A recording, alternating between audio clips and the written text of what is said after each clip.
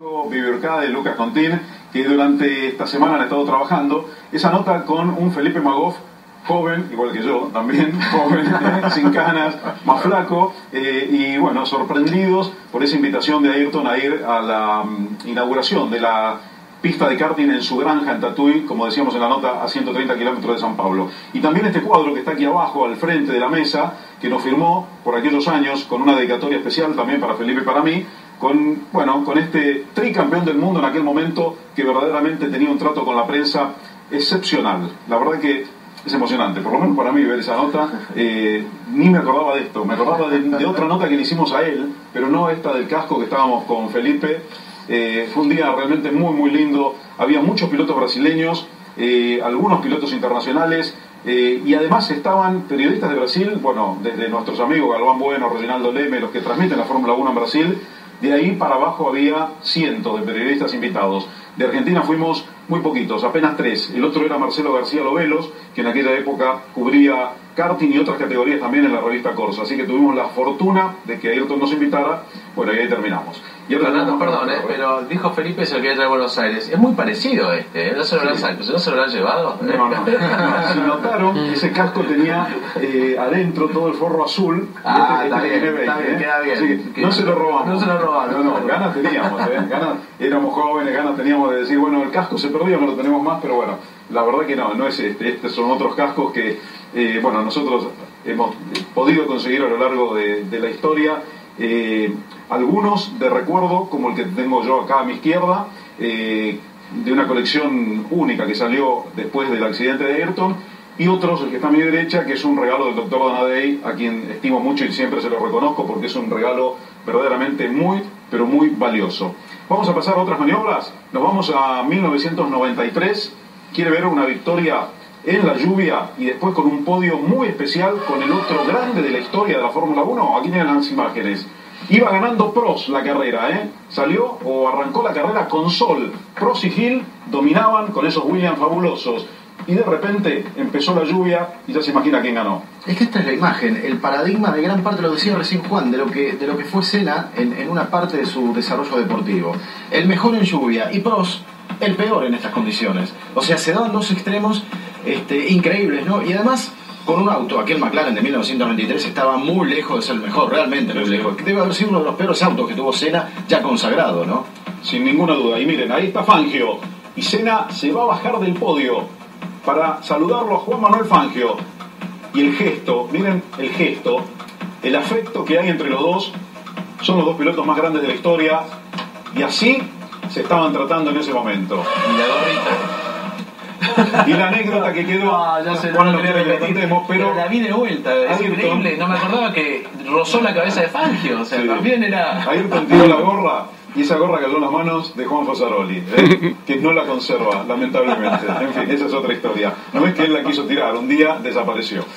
Bueno, hay mucho más. Tenemos también otras notas que seguramente nos van a recordar épocas muy lindas, que les vamos a mostrar ahora y después las comentamos. Ayrton Senna ya ha ganado 3 campeonatos del mundo, está en camino de igualar, o tal vez el tiempo lo dirá, de superar la hazaña de Juan Manuel Fangio, y por muy pocas horas se encuentra aquí en Buenos Aires. ¿Estuviste con Fangio? Sim, eu tive a oportunidade de estar com ele algumas horas aqui, cenamos juntos e foi um momento muito especial para mim. Pudemos falar um pouco sobre coisas em geral, não só de carreiras, mas conceitos em geral de competições e atitudes, e enfim.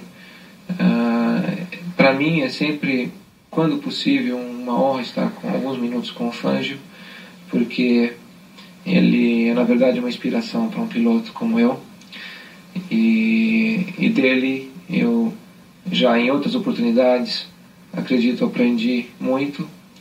E continuo sempre me surpreendendo a cada momento que nós temos e participamos juntos. Bueno, eran otros periodistas, Felipe Magoff y quien le sigue, pero eran otros. Esa nota fue hecha en un hotel de Buenos Aires en noviembre de 1991, cuando Ayrton regresó de ganar el tricampeonato, hizo escala en Buenos Aires y se quedó una noche. Y después, bueno, fíjense, sigan viendo estas imágenes. Ahí se va a subir a un auto de alquiler para volver al aeropuerto donde lo esperaba su avión. Ahí estábamos nosotros con Felipe también. Y acá va a pasar algo. Él va a manejar, porque quería ir manejando el auto de alquiler. Dijo, manejo yo. Ok, nadie le iba a decir que no a Ayrton, ¿no? Y Ayrton se fue en el Mercedes-Benz, pidió las llaves, y yo tenía un humilde Renault 11 en esa época, allá por 1991. Y Ayrton llegó al aeropuerto. Yo llegué un rato largo después, pero un rato 20, 25 minutos después que Ayrton, y no me querían dejar entrar, y yo dije, vengo con Senna. Me dice, no, Senna llegó hace rato. Y yo dije, ¿qué quiere? Si él es Ayrton Senna, campeón del mundo, con un Mercedes, y yo soy Fernando Torrello con un Renault 11. El hombre se rió, abrió la barrera, me dejó entrar, no tuve ningún problema, pero creo que gracias al magnetismo de Ayrton. Es una persona conocida o media mediática en Argentina, ¿no? Jacobo Winograd, ¿puede ser? Sí, sí, porque tenía la empresa que alquilaba los autos, y ahí estaba Ayrton, despidiéndose. Felipe se fue con él, Felipe Magoff. Estas imágenes estaban guardadas, archivadas, y yo no sé si alguna vez se vieron. Esta creo que no se vio nunca, esta imagen. Eran imágenes que teníamos nosotros. Ahí va Felipe. Podemos ver las patentes de los autos, ¿no? Un poco antiguas, las que viven en Argentina. En este viaje, ya no están. No, ya no están esas patentes. Este es el viaje de la anécdota que hemos contado 1000 veces, y lo vamos a hacer 1001 porque vale la pena. Cuando él llegó, acá se iba, pero cuando él llegó, veníamos también en un auto Mercedes desde el aeropuerto de Ezeiza hacia el centro. Lo contactamos con un enorme teléfono celular de los que se usaban en el año 91, eso que le decían el ladrillo de grande. Habló con Juan Manuel Fangio, y ahí fue cuando le dijo, don Juan, hice todo como usted me dijo, venía de ganar el tricampeonato del mundo. Miren la humildad de Ayrton Senna y la admiración por Juan Manuel Fangio. Creo que eso lo pinta, Chacho, de cuerpo entero a un hombre que ya era campeón, y así todo reconocía al otro grande de la historia y lo tenía como su número uno.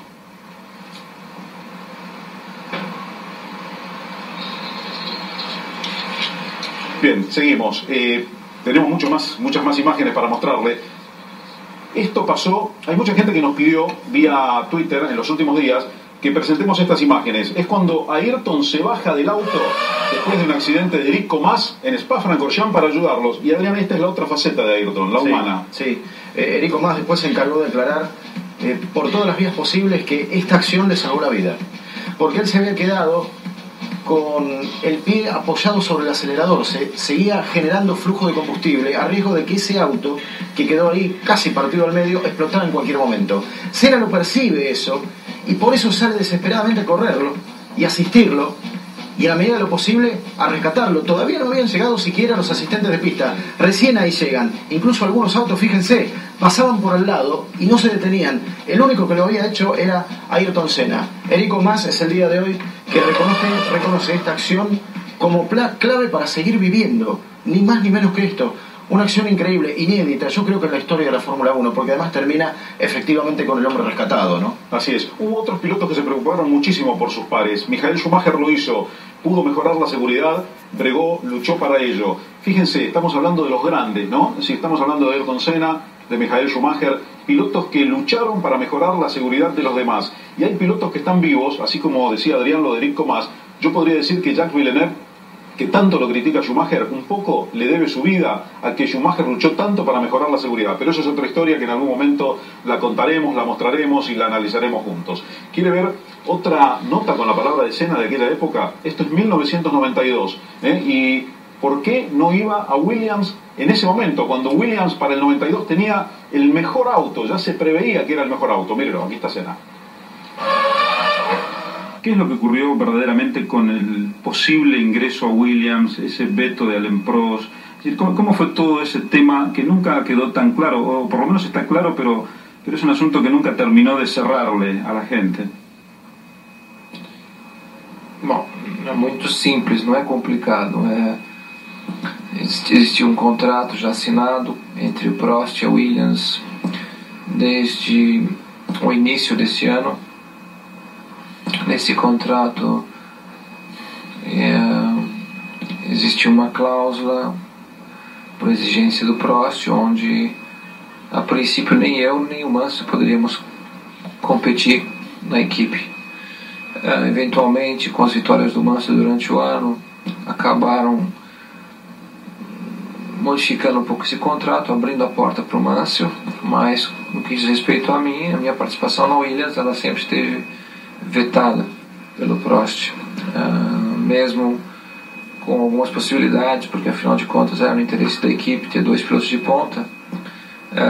A gente não conseguiu, porque o Prost teve apoio da Renault desde o início com relação a esse assunto todo, e com isso, ele sendo francês, a Renault francesa, sendo fornecedor de motores da Williams, eles conseguiram manter essa política de competição para 93, que acabou tirando uma possibilidade não só minha de competir num carro de ponta no ano que vem, mas também eu acredito uma segurança no que diz respeito à competitividade no campeonato 93, porque se existissem 2 pilotos de ponta na Williams no ano que vem, o campeonato seria um campeonato emocionante, cheio de disputas, como a gente viu em 88, 89 na McLaren, e sendo a maneira que foi desenvolvida essa situação toda e no momento que está posicionada, tudo indica que vai ser um campeonato sem emoções. Bueno, ya vieron, nunca se guardaba nada, lo decía con nombre y apellido, ¿no? Sí, clarito. Chacho, creo que esto que acaba de decir, o que acabamos de ver, lo dijo en 1992, hace más de 20 años, Ayrton Senna, en una nota que hacíamos con Felipe Magoff, como varias en aquellas épocas, lo marca de cuerpo entero Ayrton. Sí, lo marca tal cual fue siempre, y creo que además en una época en donde él estaba en plena madurez en todos los sentidos. Platicando con Joe Ramírez, que fue un hombre también importante dentro de todo este momento en la vida de Ayrton Senna, yo le preguntaba precisamente de cómo había librado a Ayrton la relación además que tenía con Ron Dennis. Y me decía Joe Ramírez, en ese momento Ayrton Senna fue el hombre, o tal vez el único hombre, que pudo dominar a un Ron Dennis que era súper incisivo, súper fuerte incluso en las negociaciones, para poderlo retener en McLaren. Dice, yo no pensaba que él hubiera podido hacerlo frente a Ron Dennis, porque Ron Dennis traía una fama de haber lidiado con cualquier tipo de pilotos, con cualquier tipo de patrocinadores en las negociaciones más complicadas, y solamente un hombre, no solamente con la habilidad de Ayrton Senna, sino con el don de gente que tenía Ayrton, pudo librarse de toda esta negociación, además interna, a la que se tuvo que sobreponer de todo esto que comentaba en la nota que le hicieron ustedes en aquella época. Creo que eso nos marca el gran momento de Ayrton, justo cuando estaba pugnando por llegar otra vez a tener el mejor auto de la Fórmula 1. Y qué claro de conceptos, ¿no? Porque el campeonato 93 fue realmente sin emociones. Sí, claro. O sea, para el estándar de hoy sí tuvo emociones, para el estándar de aquella época lo tuvo realmente poco, porque Prost ganó caminando. Sí, si se hubiera reeditado el duelo en el mismo equipo, Senna-Prost o Prost-Senna, hubiera sido seguramente otro torneo. Hablando del 93, nos vamos a ir a esta pausa, a la próxima, con la carrera que todos ustedes quieren ver, con esa primera vuelta inolvidable del 11 de abril de 1993 en el Gran Premio de Europa, en Donington, con lluvia, con un Ayrton que largaba cuarto, quedó quinto y después los empezó a pasar. Primero a Schumacher, después a Wendlinger, después a Hill, después a Prost. Cuando no se había cumplido todavía la primera vuelta, ya estaba en punta. Con esta imagen maravillosa, inolvidable, nos vamos a la pausa. Cuando volvamos hay más todavía en este especial en recuerdo de Ayrton Senna. Vai pintar o sinal vermelho, pintou vermelho, vai pintar o verde, vamos para a largada. Está la largada. El circuito de Donington. Senna no largó bien, lo superó Wendlinger con el auto negro, un Sauber. Ahí lo emparejaba Schumacher, casi se tocan Senna y Schumacher. Y miren cómo doblan. Senna por adentro, allá van Prost primero, Hill segundo. Y ahí Senna, que empieza a pasar autos, lo pasó a Wendlinger, que estaba tercero, ya lo había pasado Schumacher recién. Y ahí va, el ataque sobre Damon Hill. La pista estaba húmeda, después iba a seguir lloviendo, un día terrible, climáticamente hablando, allí en Donington. Solo le quedaba Alain Prost, estamos todavía en la primera vuelta. El circuito está absolutamente mojado. Prost se abre un poquito, Senna lo ataca, lo presiona, sabe que es el punto débil del francés Y en la horquilla, antes de los boxes, lo supera por adentro. Senna está primero. Y faltan unos cuantos metros para cumplirse la primera vuelta. Antes de los 4 kilómetros se había resuelto prácticamente todo. El auto de Prost era el auto de los sueños, el auto ideal. Y contra todos los pronósticos termina así esto, ¿no?